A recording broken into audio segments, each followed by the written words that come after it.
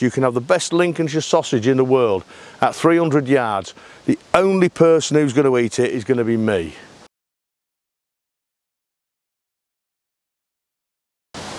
Some people want to go for a walk and have the dog to heel.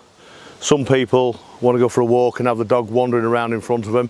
And other people let the dog roam that little bit further. But all have got one thing in common. When you want the dog to come back to you, it needs to come back to you instantly. And that's for various reasons. There could be livestock out there, there could be a road, there could be anything, but that's what it means, recall, come back to you instantly. And it kind of awfully goes wrong for a lot of people. A lot of people won't let the dog come off the lead because it won't recall. And that's not the dog's fault. Again, you've heard me say this with puppies. They didn't come like that. When they came, they followed you around. And one day it kind of went awfully wrong, a little bit like the heel work. So we've got a dog behind us there. We'll recall him in a minute and hopefully he'll come straight into us and sit with us. But that's a well-trained dog. But before I say that, let's give it a go because it might go awfully wrong.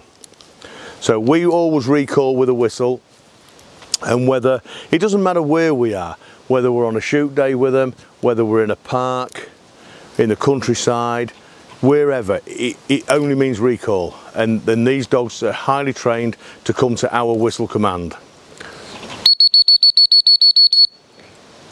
There he comes. And he's come straight in. And we'll sit him on a whistle. That's what recall is, no matter what he's up to. We like them trained, so even if they're going for game, we like to be able to stop them and bring them back if need be. That is to the extreme. Most people with pet working dogs need just to bring them back under some kind of pressure. But it goes awfully wrong, like I said. How do we correct it when it has gone wrong? It's a slow process and it can take many weeks. It's not a 5-minute fix. We have to go on to long leads, which are generally like the long lead down here. Sit.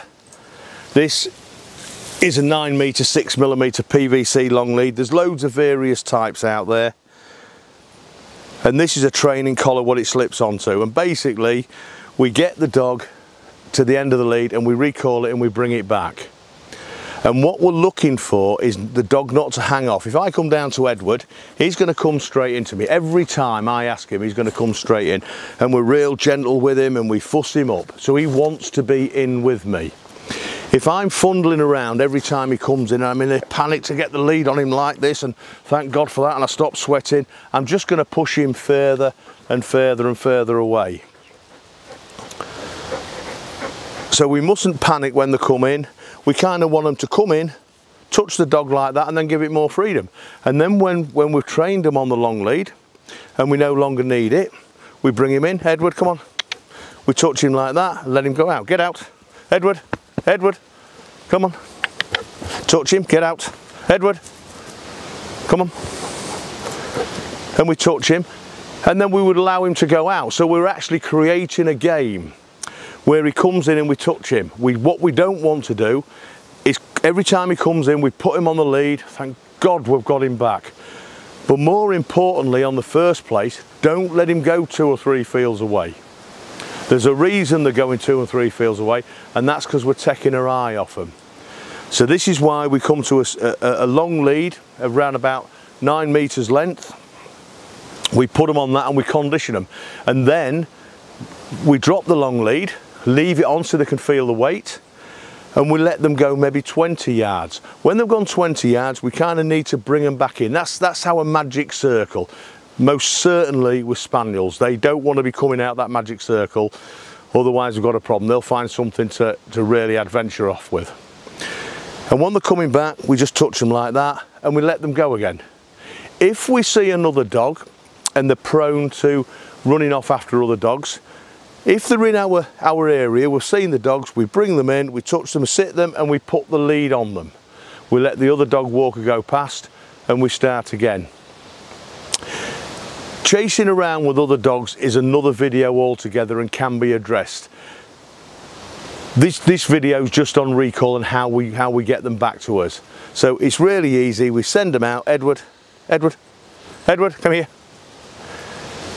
And he's back in. And all I'm going to do is I'm going to touch him. And he can go off where he wants. Edward, get out. Come here, Edward. That's it, come on. Let him come in. Just touch him. And that way, we're going to create another game. We can use a tennis ball if we want. We don't treat train, and I don't recommend anyone does. You can have the best Lincolnshire sausage in the world at 300 yards. The only person who's going to eat it is going to be me. I can assure you on that. You know, he's not going to have a bit of sausage at 300 yards. He's not allowed away 300 yards from it unless he's going on a very, very long retrieve. So that's the fundamentals of recall and what recall means. Dogs have to recall. It's not fair on dogs being on the lead all the time.